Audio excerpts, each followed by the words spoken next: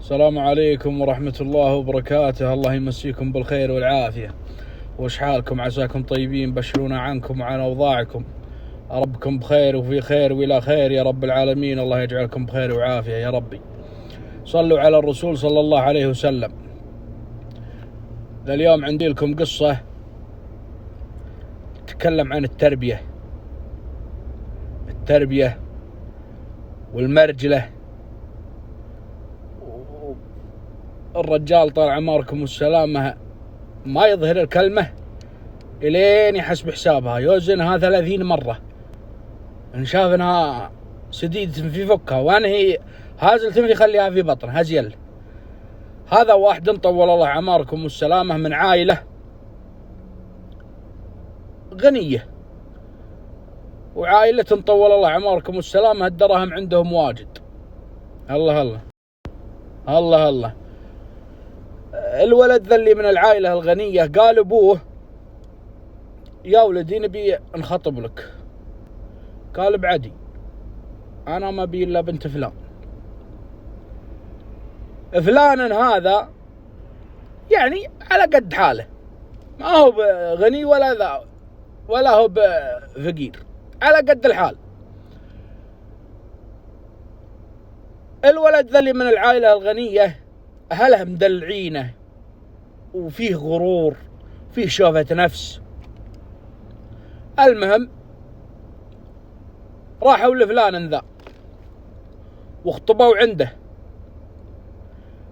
قالوا ابو البنت الله يحييكم، لكن الولد ويش هم اللحية، هم قرابة. قال الولد على كيفك ويعجبك. قال الولد على كيفك ويعجبك. رجال اول كامل الله. قال هروحوا منا يومين ثلاثة بنسأل عن الولد ونرد لكم خبر. عود الشايب على البنت وامها. قالت امها يوم تسأل عنه ليه؟ هذا من قرايبنا ولا يحتاج ان تسأل عنه وما ادري ايش. قال يا بنت الحلال خليني اسأل عنه. قالت لا تسأل عنه ولا شيء، انا المسؤولة منه. المهم قال اللي تبون. افتق عليهم قال الله يحييكم جيبوا المملك معكم. جابوا المملك. قال المملك وش املك عليه؟ يسأل ابو البنت.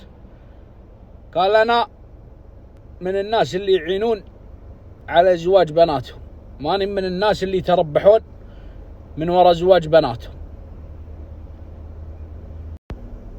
ملك يا شيخ على ريالين.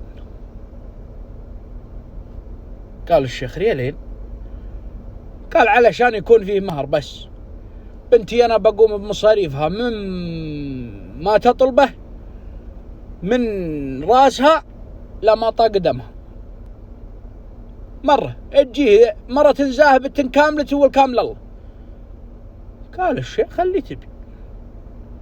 ملكهم على ريالين وتزوجوا، خذ البنت وسافروا لحد الدول العربية.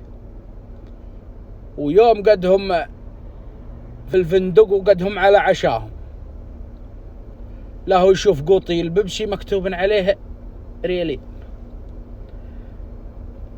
شوف قليل الحياة وش سوى. قال ميد المرة أريتش أنتي ما أنتي بشايفتين شيء على الطاولة؟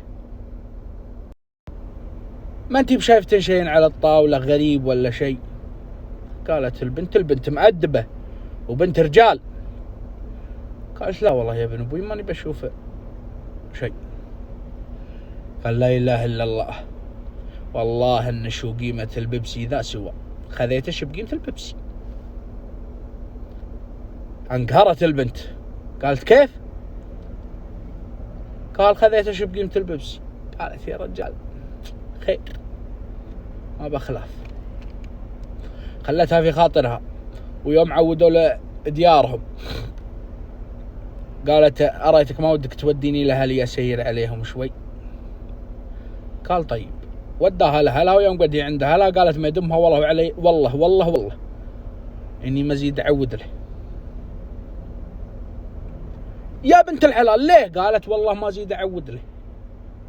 هذا هذا الكلام بينها وبين امها. قالت ليه؟ امها تسألها ليه؟ قالت لا جابوي علمتها. يوم جابوها قال وش السالفة؟ قالت يا ابوي انت سويت فعل ما حد يفعله وتجملت، لكن تجملت في من لا يقدر. البارحة الأولى أنا جالست أنا وياه على العشاء وقام يعايرني يقول والله إن شو قيمة البيبسي سوا. هو ذا الشيء يرضيك يا أبوي؟ قال هو قاله. قالت إيه؟ قال على خشم. دق على أبو الولد قال الله يحييكم، الولد والبنت جايين من مطرشهم وظيفتكم عندنا بكرة. قال الله يجود عليك. فعلا وجوه. يوم جوه طول الله عماركم والسلامة، للشايب مقدم لهم 10 قواطي بيبسي، 10 علب بيبسي وصحن فاضي. دخل عليهم في المجلس قال قوموا على عشاكم الله يحييكم. يوم قلطوا لا والله ما غير 10 علب بيبسي وصحن فاضي.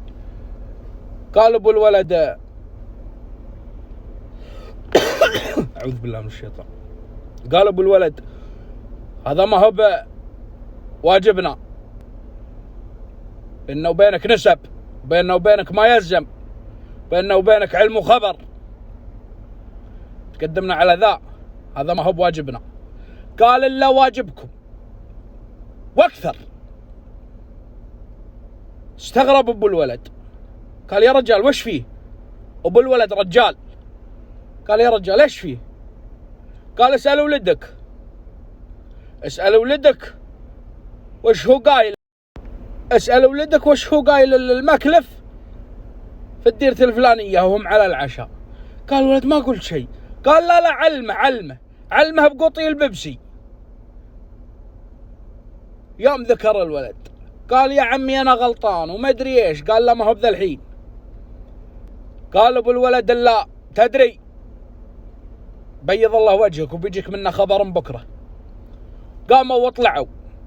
يوم جاء من اليوم الثاني للولد جاي لمرته معه ذهب ب50,000 و50,000 عدوا نقد، والأم جاية أمها بذهب ب50,000، والأبو جاي لأبوها بجيب جكسار آخر موديل.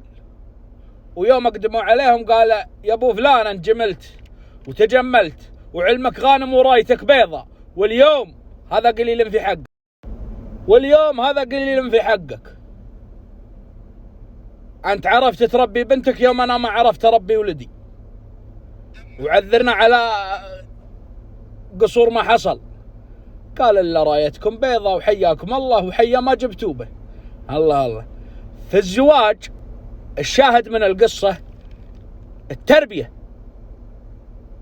عمك فزع لك فزعته والله ما يفزعها أحد في ذا الزمان، وتكون متعاير مكلفك انها شعرة من شعر وجهك، صنها وقدرها،